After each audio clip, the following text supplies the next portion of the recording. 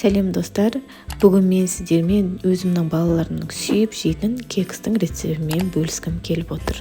Менің каналыма тіркеліп лайк басуды ұмытпаңыздар. Ең алдымен осы жазып кеткен барлық ингредиенттарымызды салып, осылай миксермен жақсылап араластырамыз. Барлығын кезек-кезек саламыз, және осы барлық ингредиенттарымыз бөлме температурасында болу қажет.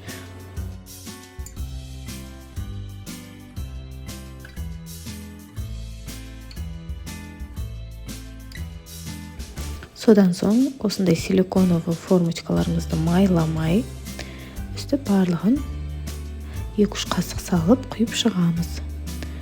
Міне дайын болды, және микротолқын пеште 180 градуста 30 минутқа пісіресіздер. Астарыңыз дәмді болсын. Сіздермен болған Айгүл Сәкенова. Сау болыңыздар.